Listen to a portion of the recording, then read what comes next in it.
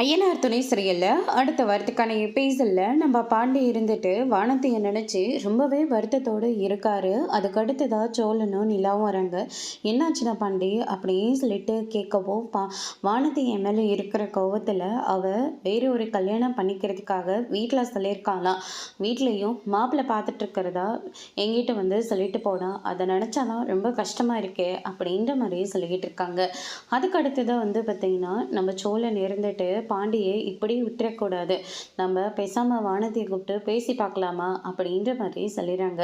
சரி அப்படிதான் ஆகட்டும் அப்படின்னு சொல்லிட்டு அடுத்த நாள் ஒரு ரெஸ்டாரண்ட்டுக்கு வானதியை வர வைக்கிறாங்க. வாமா வானதி, ஆமாம் என்ன உனக்கும் பாண்டிக்கும் சண்டையா?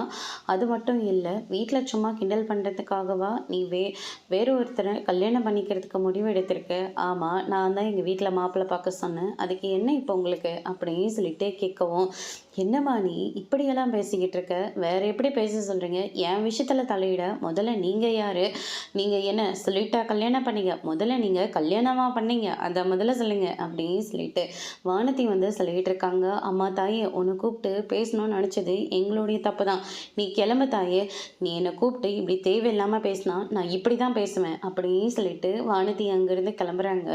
நம்ம சோழனும் நிலாவும் ரொம்பவே வருத்தத்தோடு இருக்காங்க. நடந்த எல்லா விஷயத்தையும் தெரிஞ்சுக்கிட்ட பாண்டி வீட்டுக்கு வந்து சோழன் கிட்ட, நீ என்ன பெரிய இவனா, இவன் பொறுப்பு எடுத்துக்கிறான், நான் பொறுப்பு, உன்னை யார் அவகிட்ட போயிட்டு கல்யாண விஷயமா பேச சொன்னது அப்படின்னு சொல்லிட்டு ரெண்டு பேரும் மாறி மாறி அடிச்சுக்கிறாங்க. நிலா போது நிறுத்துறீங்களா?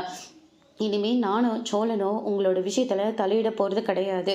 இனிமேல் எக்காரணத்தை கொண்டும் நீங்கள் இருக்கிற பக்கம் கூட நாங்கள் வரமாட்டோம் அப்படின்ற மாதிரி சொல்லிடுறாங்க. அதோட ப்ரோமோ முடிச்சிருக்காங்க.